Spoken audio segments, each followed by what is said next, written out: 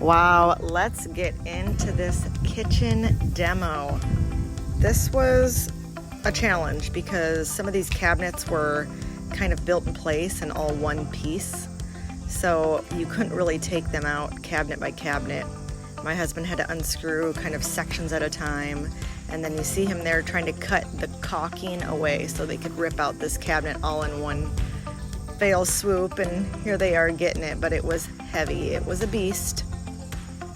Definitely a challenge. Glad to have some strong boys around here.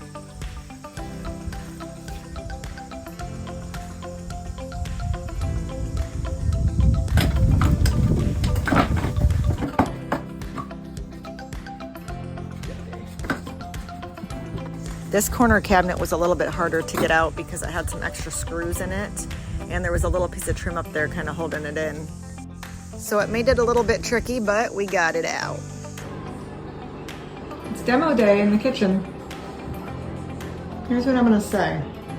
Doing a demo on your kitchen when you're living in it sucks.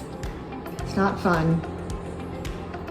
I mean, really any reno project while you're living in the home is hard because it's like you get one project done, you clean that up, then you start another project and make another mess and possibly break some things that you had already fixed, and then you got to redo some stuff. So never easy.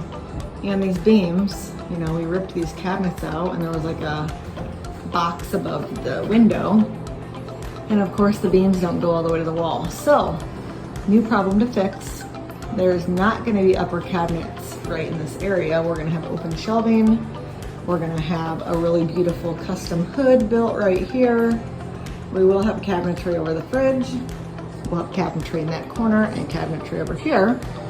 And then this whole wall, all the walls really will be shiplap. So I'm not super concerned about the condition of the walls right now, but the ceiling, we are going to have to do some big repairs. Probably retexture the whole ceiling. We planned on rewrapping these beams anyways, which isn't a huge deal, so we can take those all the way to the wall.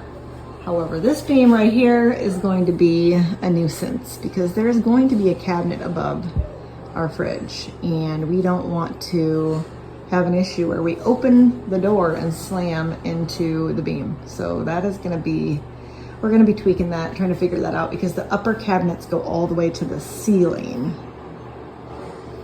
You know, you can't think of everything. You try to when you're planning. You try to plan ahead for any possibilities of issues that could come about, but you just can't think of everything. Or at least I can't. But that's where we're at today. Once we finally got to these base cabinets, they actually came out pretty easily because there really was only one section that needed to come out. But then we realized before we could start the uppers, we needed to get rid of this harsh outline that had been around the previous cabinets. The new cabinets were going to be a little bit more narrow.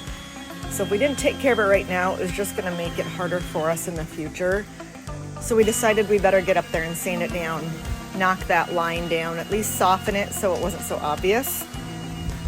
And then once we were done with the sanding, my husband got up there with a container of spackle and just started to kind of disguise that prominent line that was up there. And this helped a ton. You can't even tell a difference now, but we will have to repaint these ceilings anyways. We just didn't want to have to be sanding our ceiling really close to our brand new cabinets, just in case it caused damage. This was really exciting. This was right after we got our first cabinet hung, and I was already in love with the look of them. It did take a lot of screws because we were having a hard time finding all the studs behind the wall. Here's the one side of uppers. Tim worked so hard to get these perfectly level. He had a piece of wood underneath them that was perfectly level, so he could kind of use that as a guide, but was also leveling the cabinets as we were hanging them. It was so important that they were perfect, just because we are doing shiplap under these, and we've learned in the past that if that cabinet is not perfectly level, it is extremely obvious on shiplap. These base cabinets, as they went in, we were noticing, even though we thought we had the floors perfectly level, they were off a bit. So we did end up having to shim underneath the cabinets in different areas because we want to make sure that the templating for our countertops is seamless and perfect. We don't want them to struggle with any imperfections in the leveling. So you see Tim actually screwed some shims into the wall behind the cabinet to keep everything perfect as he went step by step.